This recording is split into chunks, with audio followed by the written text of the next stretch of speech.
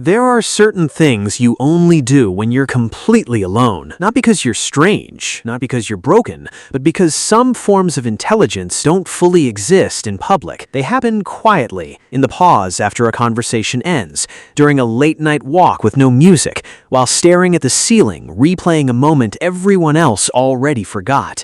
And if you do even a few of these things consistently, your mind may be operating in a way most people around you will never fully understand. Not louder, not superior, just deeper. Most people think intelligence is obvious. Grades, confidence, fast answers, the person who dominates the room and always knows what to say. But psychology has been pointing towards something far less visible for years.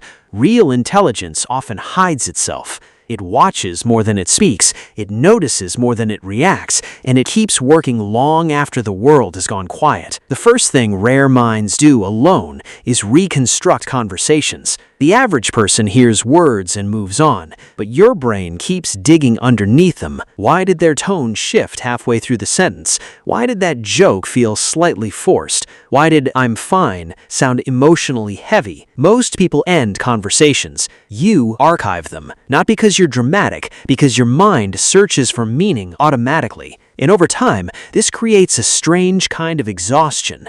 The exhaustion of constantly noticing what other people miss. The second thing is involuntary pattern recognition. You notice inconsistencies almost instantly. A delayed smile, a repeated phrase, energy that suddenly changes for no visible reason. And the unsettling part is, you usually know you're right before you can explain why. Psychologists associate this with subconscious predictive processing, the brain detecting emotional patterns faster than conscious thought can label them. Which means while other people are listening to words, your brain is quietly reading the atmosphere around them. The third thing is having entire conversations alone, not imaginary arguments, complex internal dialogues.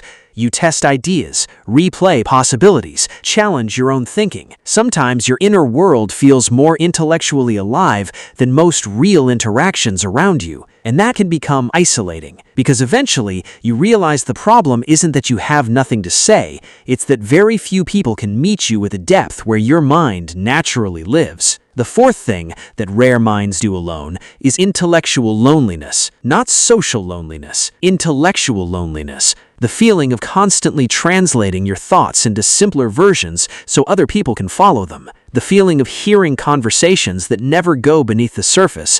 The feeling of being surrounded by people while mentally existing somewhere else entirely. And after enough time, silence starts feeling easier than explaining yourself. The fifth thing rare minds do alone is absorb environments emotionally. A certain song changes your entire mood. A room feels emotionally wrong before anything happens. A specific hour of the evening suddenly makes you reflective for reasons you can't explain. Most people experience environments physically. You experience them psychologically, which is why overstimulation drains you so quickly. Your brain isn't just processing information, it's processing emotional texture. The sixth thing is quietly questioning almost everything, not out loud, internally. You rarely accept ideas at face value. Even your own beliefs get cross-examined inside your head. While most people search for certainty, your mind keeps searching for accuracy. And that creates a difficult contradiction. You become harder to manipulate, but also harder to emotionally settle. And the seventh thing is this: you need silence the way other people need noise. Not because you hate people, because your mind is already crowded enough. A quiet walk feels restorative. Being alone feels mentally clean.